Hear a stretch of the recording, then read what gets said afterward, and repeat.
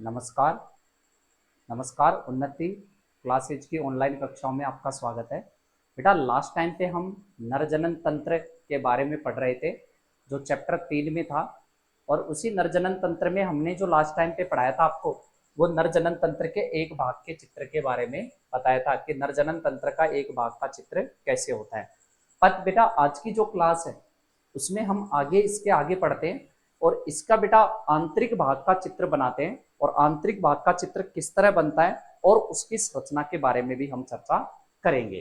तो आज की क्लास काफी इंपॉर्टेंट होने वाली है कि भाई नरजनन तंत्र जो होता है बेटा, इसमें देखो मैंने अंगों को इस तरह तो बता दिया, पर आपको बेटा हमें तो ऐसे पढ़ना है कि प्राथमिक अंग कौन होते हैं, द्वितीय कौन होते हैं, तृतीय कौन होते हैं, उन पर भी चर्चा करते हैं। तो बेटा हम अब आंतरिक भाग का चित्र की बात करते हैं कि नरजनन तंत्र का आंतरिक भाग का चित्र कैसे बनाते हैं। चलो, ये तो बाह्य संरचना थी, एक भाग का चित्र था बेटा। अब देखिए आंतरिक भाग का चित्र, आंतरिक संरचना जिसको बोल सकते हो बेटा आप इंटरनल स्ट्रक्चर। आंतरिक संरचना, इंटरनल स्ट्रक्चर।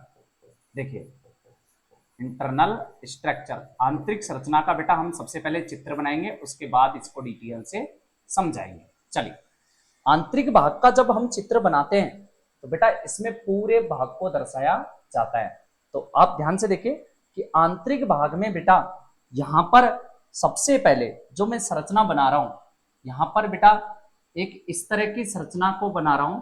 और ये जो इस तरह की जो संरचना है, ये वाली, इसको कहा जाता है बेटा मूत्र मार्ग। ये मूत्राशय है और मूत्राशय से जो चल रहा है ये वाली नली, इस नली को कहा जाता है मूत्र मार्ग। ये मूत्र मार्ग आगे चलकर बेटा थोड़ा सा इस तरह फूला हुआ भाग बना लेता है, तो ये इस तरह का हो जाता है। अब बेटा इसके चारों ओर यहां पर एक इस तरह की संरचना पाई जाती है। इसके चारों ओर यहां पर एक इस तरह की संरचना पाई जाती है। और इस तरह की संरचनाएं आगे से कैसी होती है बेटा, फूली हुई भाग की तरह होती है।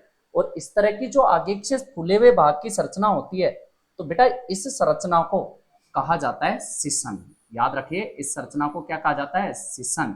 सिसन का नाम दिया जाता है, इसको बोलते हैं बेटा पेनिस। और सिसन का आगे का भाग थोड़ा फूला हुआ होता है। अगर आप देखें तो सिसन का जो ये आगे का भाग है बेटा, ये थोड़ा फूला हुआ है। और ये जो फूला हुआ भाग रहता है इसी को कहा जाता है बेटा सिसन मुंड। क्या कहा जाता है, सिसन मुंड।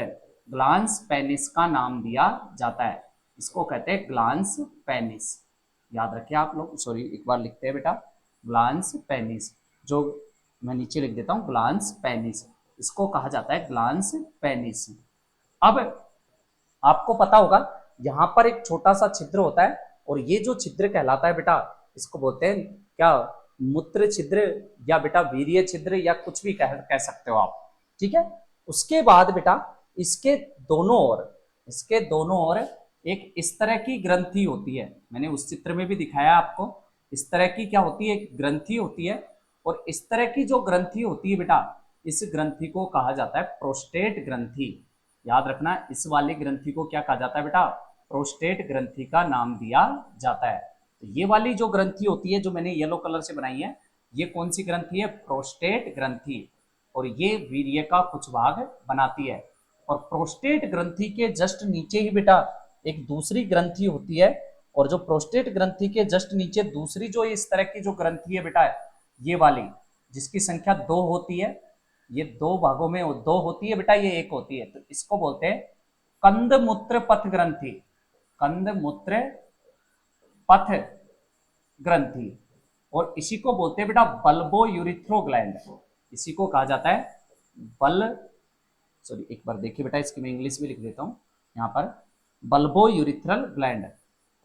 Bulbo urethral gland, bulbo urethral gland. चलिए, ये तो हो गए बेटा यहां तक की बात। अब इस सिसन में बेटा इस तरह की संरचनाएं होती है, ये कैसी होती है, ये एक प्रकार का बेटा उत्थानशील संरचना होता है। तो ये क्या होता है, इसमें रक्त पात्र होते हैं और रक्त पात्रों का संबंध रुधिर वाहिनियों से होता है। तो ये पूरी संरचना क्या है बेटा, सिसन है। अब सिसन के बीच में से बेटा एक नली जा रही है और ये जो नली जा रही है इसको कहा जाता है मूत्र मार्ग। ये वाली संरचना क्या कहलाती है बेटा, मूत्र मार्ग का नाम दिया जाता है। इसको बोलते हैं मूत्र मार्ग कहते हैं। अब ध्यान से सुनिए बेटा कि मूत्र मार्ग के पास से बेटा यहां पर एक इस तरह की दो नलियां गुजरती है। इसके पास एक इस तरह की संरचना होती है और ये आगे इस तरह आती है बेटा, और एक नली यहां से गुजरती है, इसके पास भी इस तरह की संरचना होती है और ये यहां से आती है ऐसे। तो ये जो यहां से आती है तो बेटा ये नलियां है, ये नली जा रही है तो ये इस तरह का लूप बना रही है, तो ये वाली संरचना यहाँ खुल रही है और बेटा ये आगे चलकर इस तरह का लूप बना रही है, तो ये वाली संरचना आगे जाकर कहाँ खुल रही है, ये यहाँ खुल रही है। ध्यान से देखें, और इसमें बेटा ये जो आगे चलकर लूप बना रही है, तो ये जो संरचना है आपको ये वाली दिख रही होगी, ये जो व्हाइट कलर में मैं बना रहा हूं, ये जो संरचना है बेटा ये क्या करती है कि शुक्राणु का क्या करती है, संग्रहण करती है। ये संरचनाएं शुक्राणुओं का क्या करती है, संग्रहण करती है, और शुक्राणु का संग्रहण करने के कारण इन्हें क्या कहा जाता है, शुक्राशय का नाम दिया जाता है। शुक्राशय का मतलब शुक्राणुओं का संग्रहण करने वाली संरचना। इसको मैं थोड़ा सा बड़ा बना देता हूं बेटा, ये थोड़ा सा बड़ा कर देता हूं मैं इस संरचना को। ये देखो, ये जो संरचना है ये क्या है बेटा, ये शुक्राशय है। याद रखना ये संरचनाएं क्या कहलाती है, शुक्राशय। अब ध्यान से देखें बेटा, ये जो संरचना है ये अगर आप देखें इस वाली संरचना को, ये वाली संरचना है मूत्राशय। ये वाली संरचना क्या है, मूत्राशय। ये रही मूत्राशय। चलिए इधर है, ये है मूत्राशय। तो ये वाली जो संरचना होती है इसको कहा जाता है मूत्राशय। क्या कहा जाता है, मूत्राशय, यूरिनरी ब्लैडर। अब ध्यान से देखो बेटा, इससे यहां पर एक इस तरह की संरचना होती है, ये इस तरह की बहुत संरचना पाई जाती है, और इस तरह की जो संरचना होती है बेटा इसको कहा जाता है वृषण। क्या कहा जाता है, वृषण। तो ये जो संरचना है इसको कहा जाता है बेटा वृषण टेस्टिस। और वृषण के अंदर बेटा इस तरह की संरचनाएं होती है आगे चलकर इस तरह की, और इनसे छोटी छोटी नलियां निकलती है जिनको क्या कहते हैं, वृषण पालिकाएं। इस तरह की संरचनाएं होती है और इनको बेटा क्या कहते हैं, वृषण पालिकाओं का नाम दिया जाता है।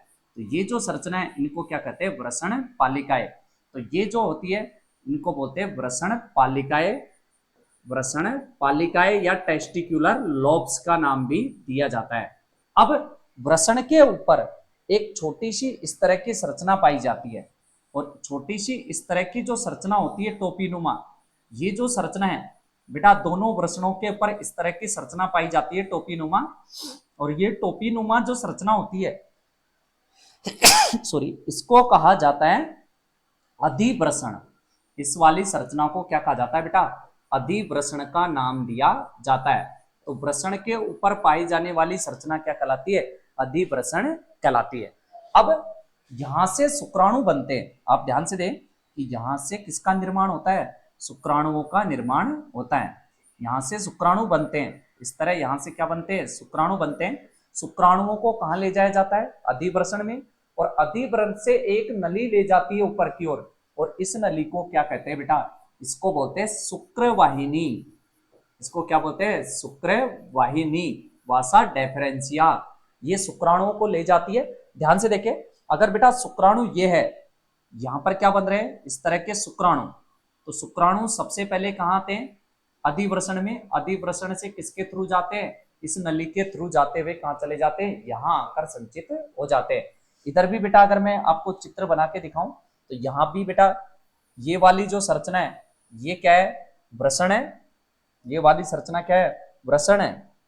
और वृषण के ऊपर बेटा इस तरह की छोटी सी संरचना और पाई जाती है, और इसी को क्या कहा जाता है, अधिवृषण कहा जाता है। अब बेटा जो वृषण होते हैं ये क्या होते हैं कि ये वृषण एक कवर से ढके रहते हैं। याद रखना कि वृषणों को ढकने वाला एक क्या होता है, कवर होता है। और वृषणों को ढकने वाला जो कवर होता है बेटा वो इस तरह का होता है। तो ये कवर इस वृषणों को ढकता है, और इन वृषणों को ढकता है तो इसे कहा जाता है वृषण कोश। क्या कहते हैं, वृषण कोश। याद रखना इस संरचना को क्या कहते हैं, वृषण कोश। वृषणों को ढकने वाला जो आवरण होता है उसे वृषण कोश का नाम दिया जाता है। इसके बाद बेटा यहां पर आकर दो नली खुलती है। यहां पर आकर दो नली खुलती है मूत्राशय में, जो बेटा किडनी से आती है, वक्र से आती है, और ये जो दोनों नलियां होती है इनका नाम होता है मूत्रवाहिनी। इनका क्या नाम होता है? मूत्रवाहिनी का नाम दिया जाता है। तो बेटा ये जो हमने संरचना बनाई है ये एक किसकी संरचना है? ये नर जनन तंत्र के आंतरिक भाग की संरचना है। अब नर जनन तंत्र में आंतरिक भागों में सबसे पहला अंग कौन है? वृषण। वृषण में बेटा इस तरह की जालियां होती है, उनकी संरचना को हम पढ़ेंगे। इस तरह की दो नलियां होती है जो ऊपर से क्या बनाती है, अगर आप ध्यान से देखें तो बेटा ये इसके चारों तरफ होती है। ये अगर ये नली इसके आ रही है तो इसके ऊपर से आती है। ये भी कहाँ आती है बेटा? इसके ऊपर से लूप बनाकर आती है। तो इस तरह ऊपर से लूप बनाकर आती है। तो ये संरचना आपको बिल्कुल समझ में आ गई होगी कि वृषण क्या होता है, वृषण के बारे में। इसमें एक पॉइंट और है जो आप ध्यान से देखें, ये वाला जो होता है बेटा इसको क्या बोलते हैं? मूत्र छिद्र या यूरिन पोर या मेटिस का नाम भी दिया जाता है। तो ये किसकी संरचना हो गई? ये नर जनन तंत्र की आंतरिक भाग की क्या हो गई? संरचना हो गई। अब बेटा हम इसके बारे में, इसके अंगों के बारे में एक एक को थोड़ा थोड़ा विस्तार पूर्वक पढ़ते हैं, क्योंकि हमें अच्छे नंबर लाने हैं तो बेटा हमें क्या करना पड़ेगा? एक एक की थोड़ी थोड़ी जानकारी पढ़नी पड़ेगी। चलिए सबसे पहले बेटा हम पढ़ना स्टार्ट करते हैं वृषण से। प्राथमिक अंगों से पढ़ना क्या करते हैं? हम स्टार्ट करते हैं। तो देखिए कि वृषण क्या होते हैं। देखिए बेटा सबसे पहला जो अंग होता है वो होता है बेटा वृषण। कौन होता है? वृषण, जिसको कहते हैं टेस्टिस। देखिए वृषण क्या है बेटा? वृषण होता है नर का प्राथमिक अंग। नर का प्राथमिक अंग, नर का प्राथमिक अंग, याद रखना वृषण क्या होता है? नर का प्राथमिक अंग होता है। और बेटा इसकी अगर स्थिति की बात करें कि ये कहाँ स्थित होता है, स्थिति की बात करें, स्थित कहाँ होता है, तो ये होता है बेटा वृषण कोश में।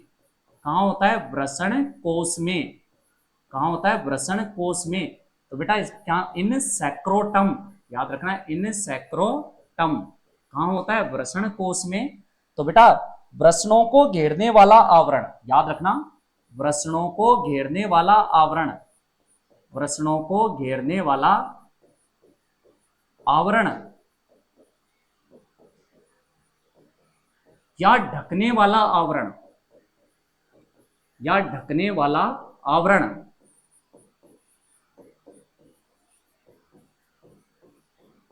वृषण कोश कहलाता है।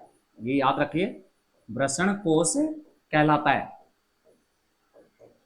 तो बेटा वृषणों को ढकने वाला आवरण या बेटा वृषणों को कवर करने वाला आवरण क्या कहलाता है? वृषण कोश कहलाता है।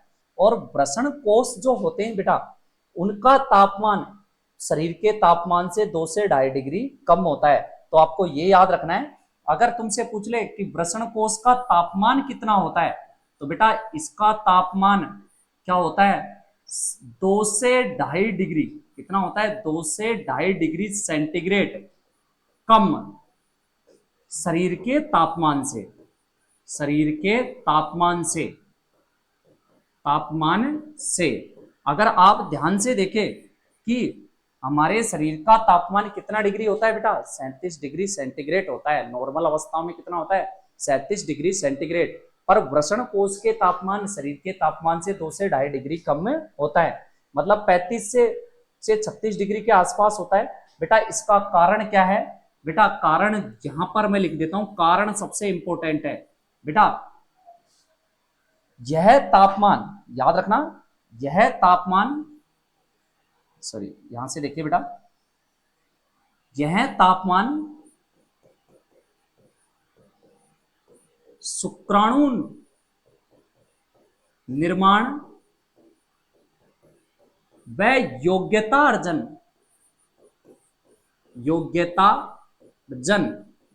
के लिए आवश्यक होता है, के लिए आवश्यक होता है, आवश्यक होता है। अर्थात ज्यादा तापमान पर शुक्राणु कार्य करने में असक्षम होते हैं, कार्य करने में असक्षम होते हैं। याद रखना ज्यादा तापमान पर शुक्राणु कार्य करने में कैसे होते हैं बेटा? असक्षम होते हैं, असक्षम होते हैं। अगर शुक्राणुओं को ज्यादा तापमान मिल जाए तो वो ना तो उनका निर्माण होता है और निर्माण भी प्रभावित होता है, और साथ के साथ उनमें योग्यता अर्जन कैपेसिटी की क्षमता भी नहीं पाई जाती, कि वो क्या नहीं कर सकते बेटा, वो अंडाणु को विभेदित नहीं कर सकते, अंडाणु के साथ जुड़े नहीं सकते। इसलिए हमेशा बेटा वृषण कोश का तापमान शरीर के तापमान से 2 से 2.5 डिग्री कम ही होता है, और वो शुक्राणु के निर्माण व परिपक्वन के लिए क्या होता है, आवश्यक। यहां से क्वेश्चन कई बार यही आता है कि वृषण कोश का तापमान शरीर के तापमान से कम क्यों होता है। तो बेटा ये याद रखना सबसे इंपॉर्टेंट पॉइंट है, ये बहुत इंपॉर्टेंट पॉइंट है बेटा, आपको याद रखना है कि भाई वृषण कोश का तापमान शरीर के तापमान से 2 से 2.5 डिग्री कम इसलिए होता है क्योंकि बेटा ये तापमान ही शुक्राणु के निर्माण और परिपक्वन के लिए क्या होता है, आवश्यक होता है। अगर आप ध्यान से देखिए बेटा, जो वृषण होते हैं, वृषण किससे घिरे होते हैं, वृषण कोश से घिरे होते हैं। अगर मैं वृषणों की बेटा लंबाई चौड़ाई की भी बात कर लूं तो वृषणों की जो लंबाई होती है वो कितनी होती है बेटा, 4 से 5 सेंटीमीटर, ऐसे लिखते हैं 4 से 5 सेंटीमीटर, 4 से 5 सेंटीमीटर। जबकि इनकी चौड़ाई होती है वो होती है बेटा 2 से 3 सेंटीमीटर। कितनी होती है, 2 से 3 सेंटीमीटर। और बेटा इसकी संख्या जो होती है वो कितनी होती है, इनकी जो संख्या होती है वो होती है एक जोड़ी। एक जोड़ी मतलब कितने होते हैं, 2 होते हैं, एक दायां वृषण और एक कौन सा बेटा, बायां वृषण। तो ये तो इसकी एक भारी भाग है। अगर आपको इतना याद रखना है बेटा, और इसमें कुछ ज्यादा याद रखने वाली चीजें नहीं है कि वृषण कहाँ होते हैं, तो वृषण उदर गुहा से कहाँ होते हैं, बाहर होते हैं। तुमसे पूछे इनकी स्थिति कहाँ होती है, तो बेटा आप एक चीज ये भी नोट कर सकते हैं, उदर गुहा से बाहर। कहाँ होते हैं, उदर गुहा से बाहर, उदर गुहा से बाहर। और उदर गुहा से बाहर होंगे तो कहाँ होंगे बेटा, वृषण कोश में। अगर कई बार क्वेश्चन ऐसे भी आ जाता है कि क्वेश्चन इस तरह आ जाता है एग्जाम में बेटा कि आपको याद रखना पड़ेगा कि वृषण उदर गुहा से बाहर क्यों स्थित होते हैं। देखो वृषण उदर गुहा से बाहर, वृषण उदर गुहा से बाहर क्यों स्थित होते हैं, बाहर क्यों स्थित होते हैं, क्यों स्थित होते हैं, कारण दीजिए, होते हैं कारण दीजिए।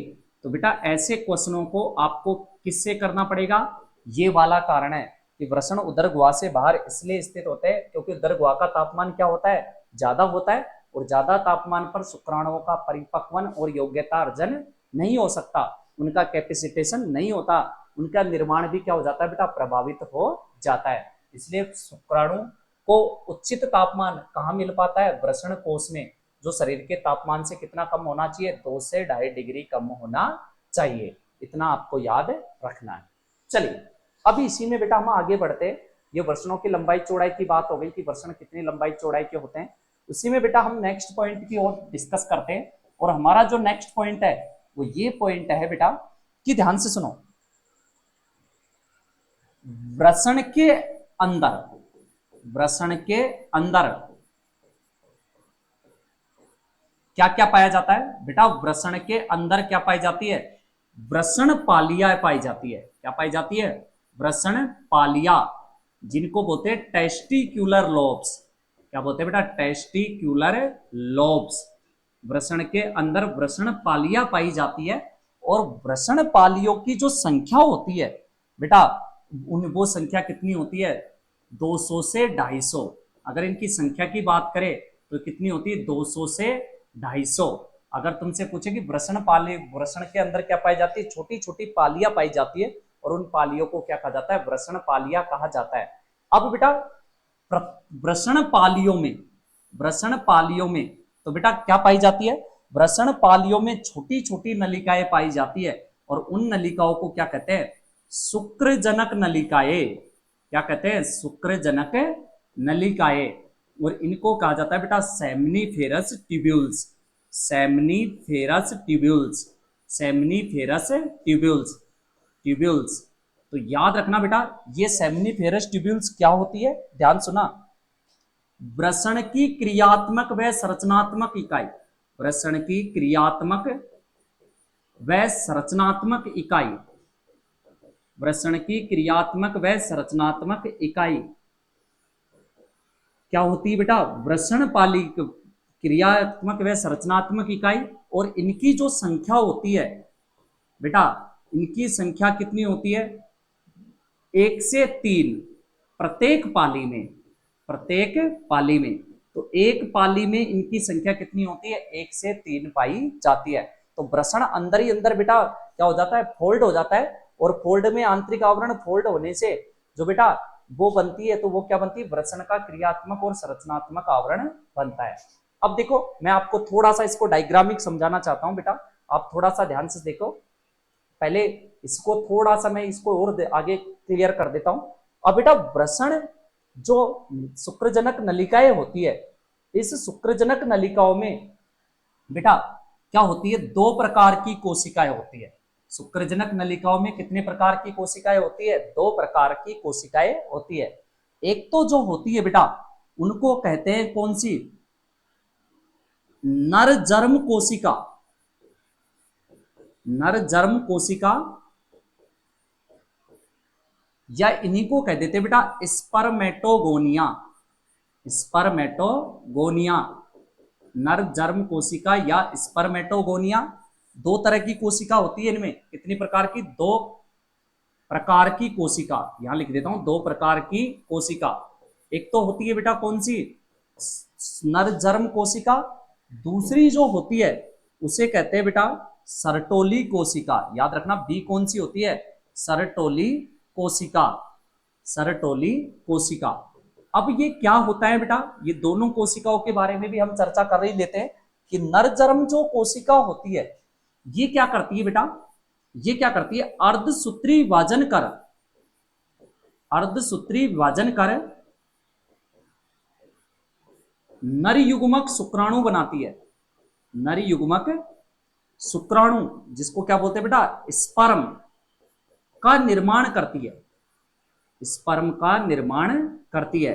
तो ये क्या करती है, नरयुग्मक किसका निर्माण करती है बेटा, शुक्राणु का निर्माण करती है। तो ये कोशिका शुक्राणु बनाती है, जबकि बेटा इसके साइड में जो दूसरी कोशिका होती है ये वाली जो कोशिका, ये क्या करती है बेटा, शुक्राणु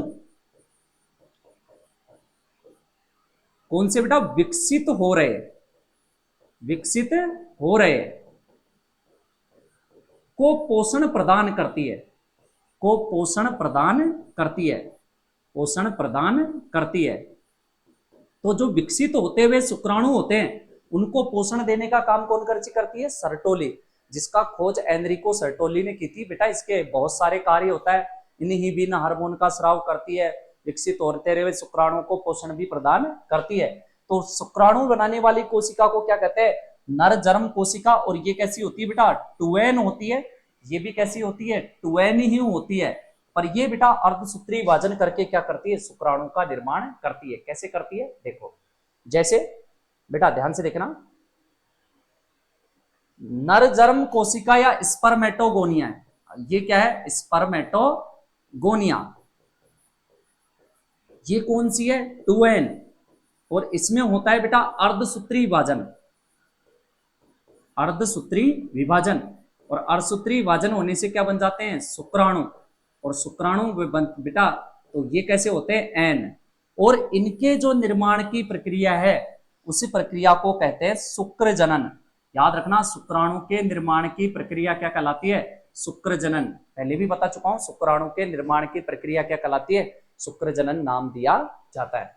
चलिए बेटा अब मैं थोड़ा चित्र में समझाने की कोशिश करता हूं कि बेटा ये कैसे होती है कि शुक्रजनक नलिकाओं में कितने प्रकार की कोशिका होती है, 2 प्रकार की कोशिकाएं कौन कौन सी होती है, और उनके बारे में भी चर्चा हम करते हैं। चलिए अब देखो बेटा इस चित्र में आप लोग देखो, सबसे पहले बेटा हम बात करते हैं, जैसे ये वृषण की आंतरिक संरचना है, ये वृषण की आंतरिक संरचना है। तो बेटा वृषण के 2 आवरण होते हैं, वृषण के कितने आवरणों से घिरा होता है, 2। ये होता है बाह्य आवरण, ये कौन सा होता है, बाह्य आवरण, और इसके जस्ट नीचे होता है आंतरिक आवरण। और ये जो आंतरिक आवरण है और बाह्य आवरण, ये दोनों मिलकर कौन सा आवरण बनाते हैं बेटा, ये दोनों मिलकर कौन सा आवरण बनाते हैं, वृषण आवरण बनाते हैं, वृषणावरण, जिसको बोलते हैं बेटा टेस्टी टेस्टिस कवर या टेस्टिस एनवलप, वृषण के चारों ओर पाया जाने वाला आवरण क्या कहलाता है? वृषण आवरण का नाम दिया जाता है। अब बेटा वृषण अंदर से क्या होता है, इसका अंदर का भाग इस तरह कुंडलित हो जाता है, इस तरह क्या हो जाता है, कुंडलियों में बढ़ जाता है, इस तरह पालितों में। तो इस तरह जो बढ़ जाता है तो बेटा इससे जो ये संरचनाएं बनती है इनको बोलते हैं वृषण पाली। क्या बोलते हैं? वृषण पाली। इनको कहा जाता है टेस्टिक्युलर लोब्स। और ये आंतरिक भागों के क्या होते हैं बेटा? कुंडलित होने से बनती है। वृषण का आंतरिक भाग क्या हो जाता है? कुंडलित हो जाता है। कुंडलित होने से इस तरह की संरचनाएं बनती है, और इस तरह की जो संरचनाएं बनती है बेटा इनको टेस्टिक्युलर लोब का नाम दिया जाता है। अब इनकी संख्या कितनी होती है? 200 से 250। और बेटा इनमें छोटी छोटी नलिकाएं होती है, इनमें छोटी छोटी क्या होती है? इस तरह की नलिकाएं होती है। और इस तरह की जो नलिकाएं होती है छोटी छोटी, ये वाली 2 से 3 की संख्या में इस तरह की, और ये छोटी छोटी जो नलिकाएं होती है बेटा ये आगे चलती है और इसमें एक जगह खुलती है। तो ये जो छोटी छोटी नलिकाएं होती है आपको जो यहाँ पर दिख रही होगी, ये छोटी छोटी जो नलिकाएं आगे चलती है और आगे चलकर बेटा एक इस तरह की जालनुमा संरचना में खुलती है, और इस तरह की संरचना में तो ये जो नलिकाएं एक इस तरह की संरचना में खुलती है और उसे कहा जाता है बेटा रेटे टेस्टिस। तो ध्यान सुना, ये वाली जो छोटी छोटी नलिकाएं इन्हीं को कहते हैं बेटा शुक्रजनक नलिकाएं। कौन सी नलिकाएं कहते हैं? शुक्रजनक नलिकाओं का नाम दिया जाता है। इन्हें कौन सी नलिकाएं कहते हैं? शुक्रजनक नलिकाएं, जो वृषण की क्रियात्मक और संरचनात्मक इकाई होती है। तो ये वाली बेटा कौन सी नलिका है? शुक्रजनक नलिका है। ये रही बेटा शुक्रजनक नलिका है। अब अगर बेटा मैं एक शुक्रजनक नलिका की अगर चित्र बना के दिखाऊं तो बेटा ये तो बहुत लंबी कहानी है, आपको थोड़ा बताएंगे, पर ये जो नलिका है इनको बोलते हैं शुक्रजनक नलिका है, ये वाली। तो आपको ये मैं यहाँ पर रंगीन करके दिखा रहा हूँ ताकि आपको बेटा इस तरह क्लियर दिख सके। ये मैं क्यों पढ़ा रहा हूँ? ताकि तुम्हें वृषण की पूरी संरचना को समझा जा सके अच्छी तरीके से। तो वृषण पालियों में क्या पाई जाती है बेटा? शुक्रजनक नलिकाएं पाई जाती है। ये लो, अब शुक्रजनक नलिकाओं के बीच में अगर कोई स्थान रह जाता है तो बेटा ये वाला स्थान रह गया, और इसको बोलते हैं बेटा अंतराली अवकाश। कौन सा बोलते हैं? अंतराली अवकाश। क्या नाम दिया जाता है? अंतराली अवकाश। इंटरस्टियल स्पेस, इंटरस्टियल स्पेस, अंतराली अवकाश। मतलब ये जो भाग बच जाता है, मैं जहां पर ये बेटा रेड डॉटेड बना रहा हूं, ये जो भाग बच जाता है इसी को क्या कहते हैं बेटा? अंतराली अवकाश का नाम दिया जाता है। जो शुक्रजनक नलिका और पालियों के बीच में जो स्पेस बच जाता है इसी को क्या कहा जाता है? अंतराली अवकाश का नाम दिया जाता है। अब बेटा यहां से जो ये नली निकल रही है, जो ये शुक्रजनक नलिकाओं से ये जो नलियां निकल रही है, इन नलिकाओं को क्या कहा जाता है बेटा? इनको कहा जाता है शुक्रवाहक। क्या कहा जाता है? शुक्रवाहक। और ये शुक्रवाहक जिनको वासा एफरेंसिया का नाम दिया जाता है, ये आगे चलकर बेटा एक इस तरह की संरचना में खुलती है, और इस तरह की जो ये संरचना होती है ये वाली, ये इस तरह की संरचना होती है। सॉरी, इसको बेटा हम एक बार याद रखें, यहां से रब करेंगे, गलत लिखा मैंने, इसको सॉरी इसको ठीक करेंगे बेटा। हाँ देखिए, ये नलिकाएं आगे चलकर बेटा एक जालनुमा संरचना में खुलती है, और ये जो जालनुमा संरचना होती है इसी को बोलते हैं बेटा रेटे टेस्टिस। इसको क्या बोलते हैं? वृषण जालक। क्या का नाम दिया जाता है? वृषण जालक, जिसको कहते हैं रेटे टेस्टिस। तो तुम्हें बेटा ये इस चित्र से बिल्कुल समझ में आ जाएगा बेटा रेटे टेस्टिस में क्या खुलती है। तो बेटा शुक्रजनक नलिकाओं, शुक्रजनक नलिकाओं से बनने वाला जाल, से बनने वाला जाल क्या कहलाता है बेटा? रेटे टेस्टिस खुलता है, जहां पर बहुत सारी शुक्रजनक नलिकाएं आकर खुलती है। ये देखो यहाँ पर आकर क्या हो रही है? खुल रही है। तो इनके खुलने से बेटा ये जो जाल बन रहा है, इस जाल को क्या नाम दिया जाता है? रेटे टेस्टिस का नाम दिया जाता है। तो बेटा मैं थोड़ा सा आपको अच्छी तरह एक्सप्लेन कर रहा हूं, इसलिए मुझे पढ़ाना पड़ रहा है, बाकी ये संरचना आपके एनसीईआरटी से थोड़ा बाहर है तो आपको समझाने के लिए। चलिए अब बेटा इस रेटे टेस्टिस से 15 से 20 नलिकाएं निकलती है, याद रखना इस रेटे टेस्टिस से कितनी बेटा 15 से 20 नलिकाएं निकलती है इस तरह की। और इस तरह की जो बेटा ये नलिकाएं निकल रही है यहां से, ये जो नलिकाएं होती है ये आगे चलकर एक संरचना में खुलती है, और इस संरचना का जो नाम होता है बेटा वो क्या होता है, एक ऐसी संरचना में खुलती है तो इसका नाम होता है अधिवृषण। तो याद रखना इस संरचना को क्या कहा जाता है बेटा, अधिवृषण का नाम दिया जाता है। तो ये जो बेटा ये जो नलिका है इनकी संख्या कितनी होती है 15 से 20। तो ये जो नलिका है इन्हीं को अब कहा क्या कहा जाता है बेटा, इनको कहा जाता है शुक्रवाहक। तो रेटे टेस्टिस से कौन सी नलिकाएं निकलती है, शुक्रवाहक नलिकाएं निकलती है। और शुक्रवाहक जो नलिकाएं होती है ये आगे चलकर क्या होती है बेटा, शुक्रवाहक नलिकाएं, और ये आगे चलकर किसमें खुलती है, ये खुलती है बेटा किसमें, अधिवृषण में। किसमें खुलती है, अधिवृषण में। याद रखना ये कहां खुलती है, अधिवृषण में। तो आपको ये बात क्लियर समझ में आ गई होगी कि यहां से शुक्रजनक नलिकाएं आगे चलकर कहां खुलती है, रेटे टेस्टिस में। और रेटे टेस्टिस से कितनी निकलती है बेटा 15 से 20। मैं यहाँ संख्या भी नोट करा देता हूँ, 15 से 20 नलिकाएं निकलती है, और ये नलिकाएं जाकर कहां खुलती है, अधिवृषण में। और अधिवृषण से बेटा एक नली निकलती है इस तरह आगे चलकर जाती है, और ये जो आगे चलकर जाती है ये नली, इस नली को क्या कहा जाता है, शुक्रवाहिनी। इसका नाम होता है बेटा शुक्रवाहिनी, जिसको वासा डेफरेंसिया कहते हैं। और शुक्रवाहिनी आगे चलकर एक ऐसी संरचना में खुलती है, और जो इस तरह की जो संरचना होती है जहां पर बेटा शुक्राणुओं का क्या हो जाता है, संग्रहण हो जाता है। तो ये वाली जो संरचना होती है इसको बोलते हैं शुक्राशय। इसको क्या बोलते हैं, शुक्राशय। तो ये लूप बनाती है, क्या बनाती है बेटा, लूप। तो ये क्या बनाती है, ये वाली संरचना क्या कहलाती है, शुक्राशय। इसको बोलते हैं सेमिनल वेसिकल। क्या बोलते हैं बेटा, सेमिनल वेसिकल में खुलती है। तो आपको ये पता आ जाना चाहिए कि कौन सी नली कहाँ खुलती है। और ये कब समझ में आएगा, जब आप इस चित्र को अच्छी तरह ध्यान से पढ़ोगे, तभी आपको जाकर ये चित्र समझ में आएंगे कि कौन सी नली कहाँ खुलती है। बेटा देखो, वृषण 2 आवरणों से घिरा होता है, वृषण आवरण होता है, उसके अंदर बेटा पालिया होती है। पालियों की संख्या कितनी होती है, 200 से 250 होती है। और इनमें बेटा जो 200 से 250 क्या होती है, पालिया। प्रत्येक पाली में 1 या 3, बेटा 1 या 3, याद रखना 1 या 3 क्या होती है प्रत्येक पाली में। प्रत्येक पाली में, ऐसा कोई जरूरी नहीं है बेटा कि 3 ही हो, किसी में 1 हो सकती है, किसी में 2 या किसी में 3। ये आगे चलकर बेटा एक गुच्छा बनाती है और एक इस तरह की संरचना में खुलती है, जिसे क्या बोलते हैं, वृषण जालक। वृषण जालक से 15 से 20 नलिकाएं निकलती है, वो जाकर कहाँ खुलती है, अधिवृषण।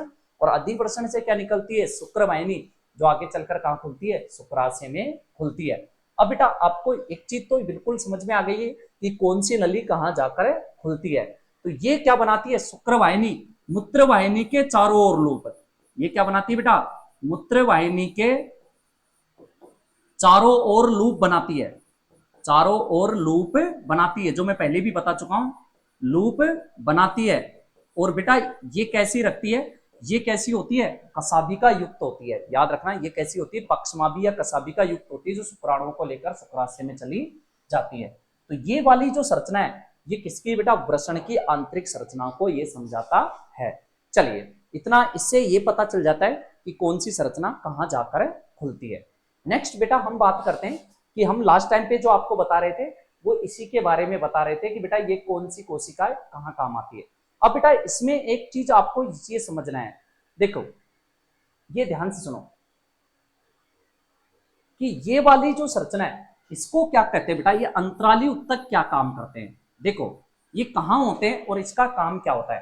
तो बेटा ये जो वृषण पालियां होती है इनके बीच में क्या होती है, शुक्रवाहिनी, और शुक्रवाहिनी के बीच में गैप रह जाता है। तो ये जो गैप होता है बेटा उसी को क्या बोलते हैं, अंतराली उत्तक। तो अंतराली उत्तक क्या होते हैं, ध्यान सुना, वृषण पाली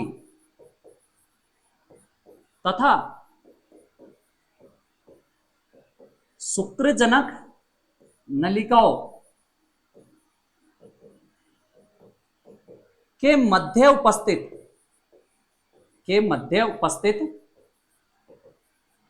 अवकाश, के मध्य उपस्थित अवकाश, जो अवकाश या जगह होती है उसी को क्या कहते हैं, अंतराली क्या कहते हैं बेटा, अवकाश। अब इसका निर्माण किससे होता है वो भी याद रखिए आप लोग कि इसका निर्माण किससे होता है बेटा, अंतराली कोशिका, कौन सी कोशिका? अंतराली कोशिका, या जिसको क्या कहते हैं बेटा? लीडिंग कोशिका। बहुत इंपॉर्टेंट, लीडिंग कोशिका। अंतराली कोशिका या किससे होता है? लीडिंग कोशिका, जिसको बोलते हैं बेटा लीडिंग सेल। लीडिंग सेल किससे होता है? Leading cell. बहुत इंपॉर्टेंट, अंतराली ऊतकों का निर्माण किससे होता है बेटा? अंतराली ऊतक या अंतराली कोशिकाओं से होता है। और ये जो कोशिकाएं होती है बेटा, ये किसका स्राव करती है? ये भी आप याद रखें, ये स्राव करती है बेटा किसका? एंड्रोजन का। किसका स्राव करती है? एंड्रोजन। याद रखना, किसका स्राव? एंड्रोजन का। और एंड्रोजन क्या होता है बेटा? नरपुंजन हार्मोन।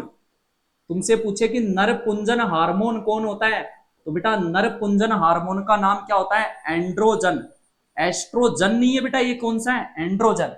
तो एंड्रोजन का स्राव करने वाली कौन सी होती है? ये वाला एक कोशिका बेटा, ये वाली जो रेड कलर में दिख रही है, ये अंतराली अवकाश, ये क्या करता है? एंड्रोजन का स्राव करता है। और जो एंड्रोजन होता है बेटा, इसका एक उदाहरण है जो आपको याद रखना है, और वो है इसका उदाहरण कौन सा? एंड्रोजन हार्मोन का स्राव। और इसका जो उदाहरण है बेटा, वो है टेस्टेस्टेरोन।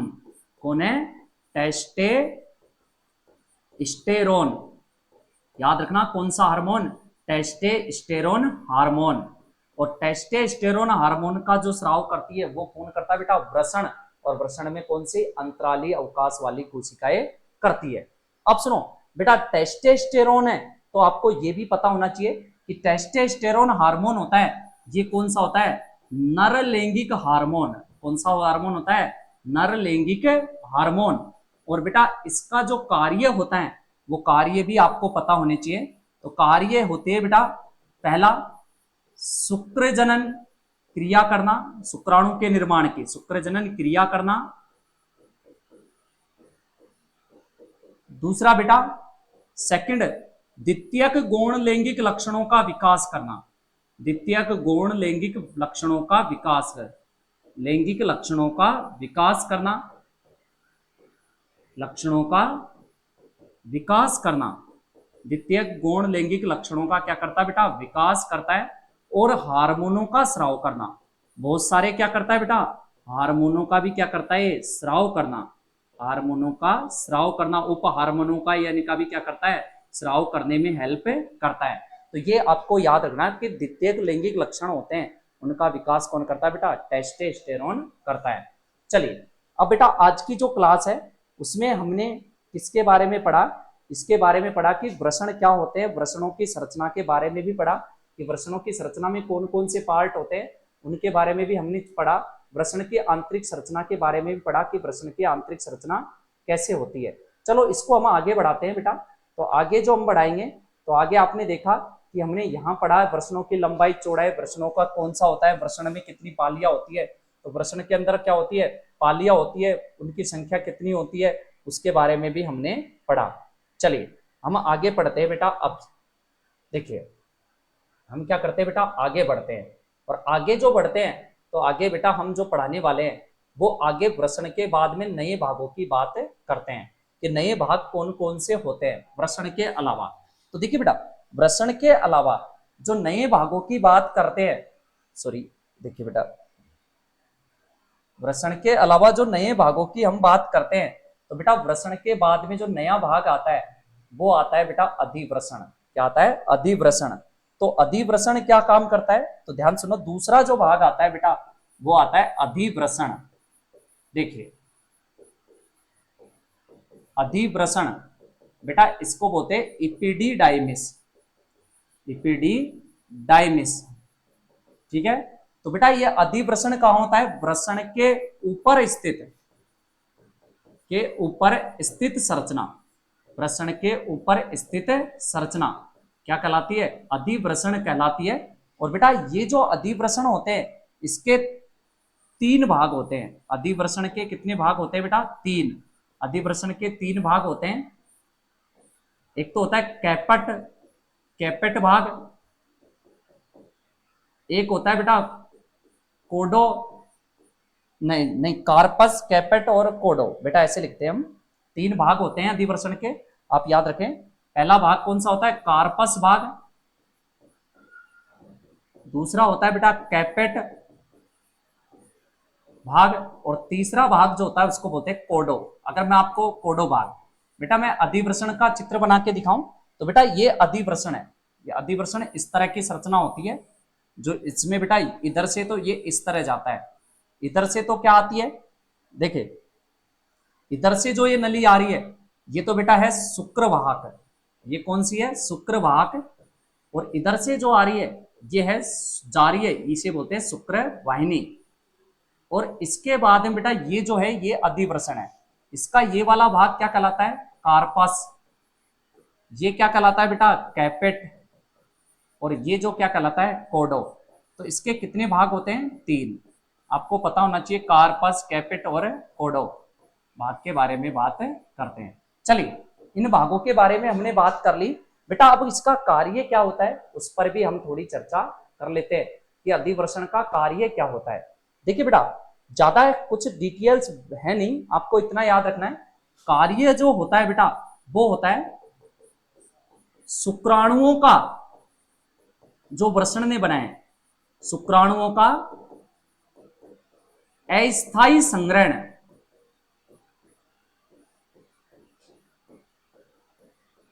करना। शुक्राणुओं का अस्थायी संग्रहण कौन करता है बेटा, अधिवृषण करता है, जबकि स्थायी जो संग्रहण करता है वो कौन करता है, वो करता है शुक्राशय। चलिए दूसरा क्या करता है बेटा, शुक्राणुओं को योग्यता अर्जन, जिसको बोलते हैं बेटा कैपिसिटेशन,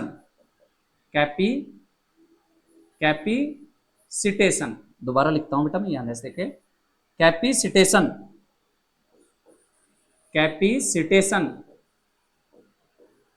की क्षमता देना,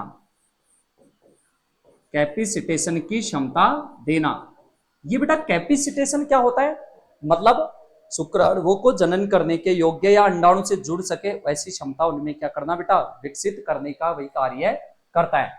चलिए अधिवृषण के बाद बेटा जो नया आता है वो शुक्रवाहक, शुक्रवाहिनी, ये आपको पता है नली होती है जो आपको शुक्राणु को ले जाने का कार्य करती है। तो उसके बाद में बेटा नेक्स्ट थर्ड जो आता है वो आती है आपकी कौन सी, शुक्रवाहक, जो आपने पढ़ ली होगी बेटा, ये तो इसको तो कोई ज्यादा। उसके बाद में आती है शुक्रवाहिनी, तीसरा जो मेन भाग आता है वो क्या आता है बेटा, शुक्रवाहिनी, जिसको बोलते हैं बेटा वासा डेफरेंसिया। क्या बोलते हैं, वासा डेफरेंसिया। देखो ये क्या होती है बेटा, किस किस को, शुक्राशय तथा अधिवृषण को जोड़ने वाली नली, तथा अधिवृषण को जोड़ने वाली नली, अधिवृषण को जोड़ने वाली नली, जोड़ने वाली नली जो होती है बेटा उसे क्या कहते हैं, उसको कहा जाता है क्या, शुक्रवाहिनी। और शुक्रवाहिनी में क्या पाते हैं बेटा, पक्षमा भी पाई जाती है, जो शुक्राणुओं को क्या होते हैं, अचल होते हैं, उनको आगे धकेलने का क्या करती है, काम करती है।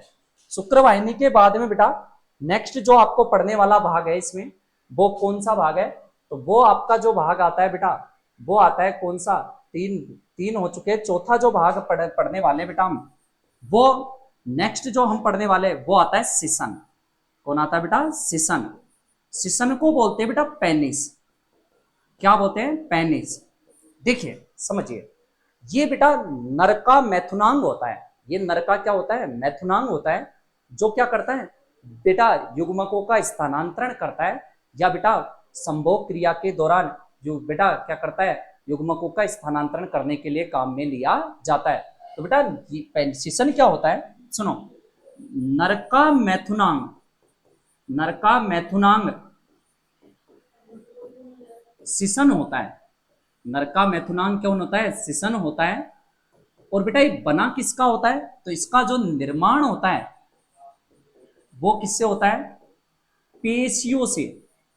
किससे होता है, पेशियों से। तो ये कौन सी संरचना होती है, पेशीय संरचना। कौन सी संरचना होती है, पेशीय संरचना। अब सुनिए बेटा, इसको पेशीय संरचना होती है, पेशियों से बना होता है, इसके क्या क्या गुण होते हैं, तो बेटा देखो यह एक उत्थानशील संरचना होती है। कौन सी बेटा, उत्थानशील, जिसको बोलते हैं इरेक्टाइल। इरेक्टाइल संरचना होती है, यह एक उत्थानशील संरचना होती है जो संभोग क्रिया में सहायक होती है, जो संभोग क्रिया में व युग्मक स्थानांतरण में सहायक होती है, वह युग्मक स्थानांतरण में सहायक होती है, स्थानांतरण में सहायक होती है। अगर आपको याद रखे, इतना सा याद रख सकते हो कि ये नर का मैथुनांग होता है जो क्या करता है बेटा, युग्मकों का क्या करता है, स्थानांतरण करता है। मतलब क्या करता है, जिसमें शुक्राणुओं को मादा की योनि में छोड़ दिया जाता है, उसका ये भी क्या करता है बेटा, कार्य करता है। तो आपको इतना याद समझने वाली बात है। बाकी बेटा सुनो, जो नॉर्मल अवस्था होती है, देखो ये चीज आपको याद रखने वाली चीज है। सामान्य अवस्था में, सामान्य अवस्था में सिसन ढीला होता है। कैसा होता है बेटा, सिसन ढीला होता है, ढीला होता है तथा प्रीप्यूस से ढका होता है, अग्रछद से ढका होता है, अग्रछद से ढका होता है। याद रखना, ये अवस्थाओं को ढका होता है क्योंकि अग्रछद इसको क्या कर लेती है बेटा, ढक लेती है। और बेटा अगर इसकी उत्थानशील अवस्था होती है तो उत्थानशील अवस्था में, उत्थानशील अवस्था में ये कैसा होता है बेटा, सिसन कड़ा तथा सीधा होता है। कड़ा और कैसा होता है, सीधा होता है, मतलब सीधा एकदम से टाइट पोजीशन में आ जाता है। और टाइट जब हो जाता है बेटा तो ये अग्रछद पीछे की ओर हटे जाती है तथा अग्रछद पीछे की ओर हट जाती है, अग्रछद पीछे की ओर हटे जाती है, पीछे की ओर हटे जाती है, ये भी याद रखना, हटे जाती है। तो बेटा ये हमने सिसन के बारे में पढ़ा। सिसन में इतना ही पूछा जाता है कि सिसन क्या होता है, तो सिसन नर का मैथुनांग होता है। और सिसन का निर्माण किससे होता है, पेशियों से। तो एक पेशीय संरचना होती है और इसका कार्य संभोग क्रिया के दौरान युग्मक स्थानांतरण में क्या होता है, सहायक होता है। याद रखना, युग्मक स्थानांतरण में क्या होता है बेटा, ये सहायक होता है। याद रखना कि सिसन युग्मक स्थानांतरण में क्या होता है, सहायक होता है। ठीक है ना। और सामान्य अवस्था में सिसन ढीला होता है तथा अग्रछद से ढका होता है। जैसे ही बेटा इसमें इरेक्टाइल पोजीशन आती है तो ये पीछे हट जाता है और पीछे हटकर क्या करता है, इसको कवर कर लेता है। बेटा आज की क्लास में इतना ही, मिलते हैं बेटा आपसे फिर नेक्स्ट क्लास में इसके आगे के भागों को लेकर कि कौन सी बेटा फिर प्रोस्टेट और बल्बो यूरिथ्रल ग्लैंड का भी बारे में बात करेंगे, पर वो बात करेंगे नेक्स्ट क्लास में। और उसके साथ फिर पढ़ेंगे मादा जननांग के बारे में। तो आज की क्लास में इतना ही बेटा, मिलते हैं आपसे नेक्स्ट क्लास में। धन्यवाद।